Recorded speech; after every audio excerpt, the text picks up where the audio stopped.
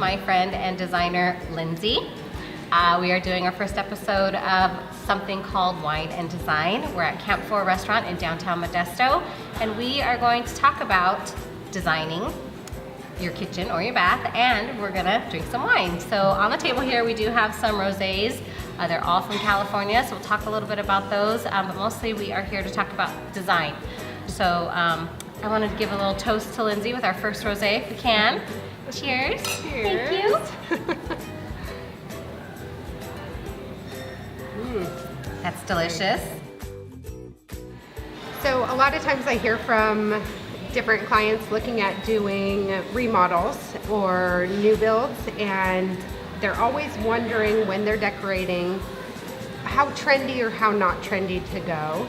And so really it's just committing if you're going to go super trendy on all of the materials, or there are ways to kind of pull through okay, we're going to go trendy, but maybe with something not as permanent, so you're not replacing countertops in a kitchen because you went with cobalt blue, the color of the year, or something like that. So really just figuring out how to get some trendy elements, but keeping it classic at the same time, because we really don't want to go through a remodel and feel we went too traditional, and then later you think, does it look like I did a remodel? What defines a trend, and how do you know when you're going to go too far, or is it too safe to maybe design your kitchen around your favorite pot or dish or picture, or your grandma's, hand-me-down that she gave you her tea set? Like, okay, so with that, I think it's always great to have some inspiration.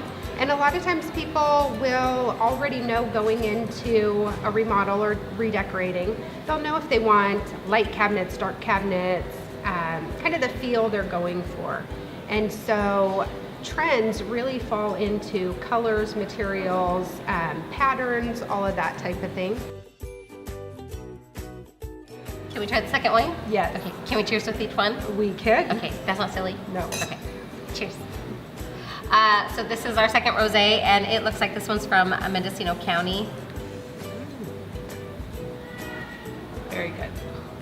And I like that a lot. So we tried our second wine. Yes, I think I liked the second better. I liked it better. I thought that I would like the first one better because of the color. It's so pink and rich, but this one's just lighter flavored for me, so it wasn't quite as strong. I like that.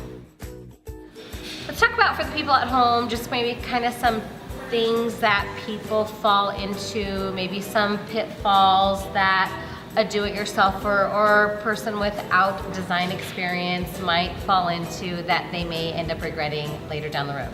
Okay, so one thing with do-it-yourselfers, I think it's wonderful. You can paint walls, you can do some different things, but a lot of times those are the only kitchen or bathroom projects that someone will maybe still use tile on a countertop.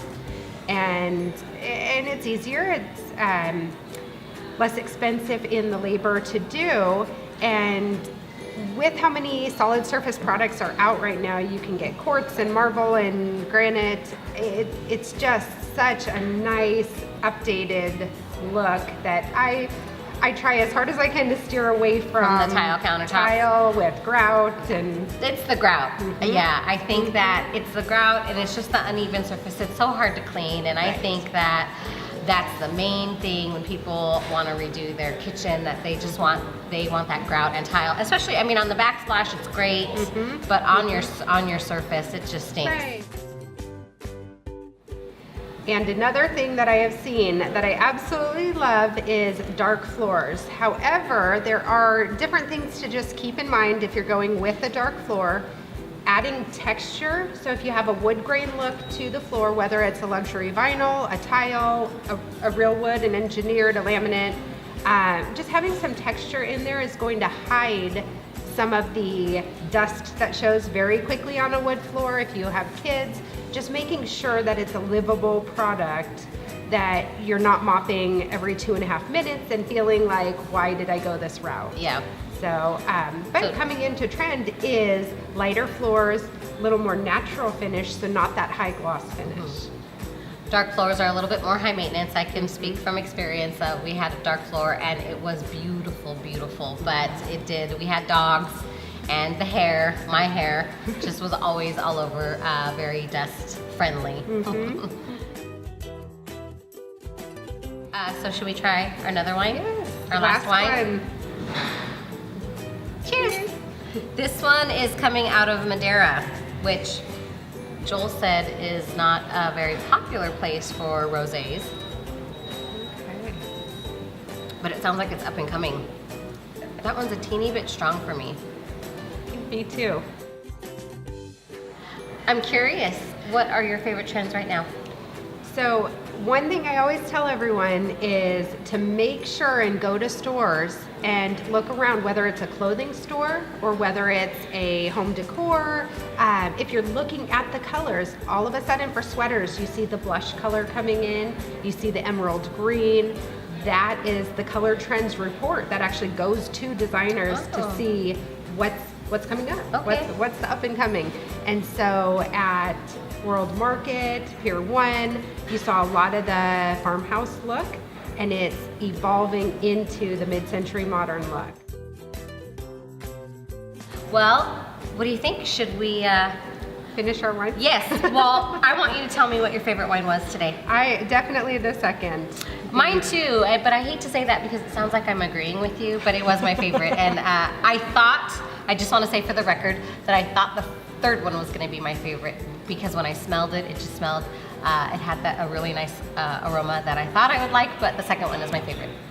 So I want to thank Camp 4 for having us be here, and I'm ready to eat, so let's dig in. Okay.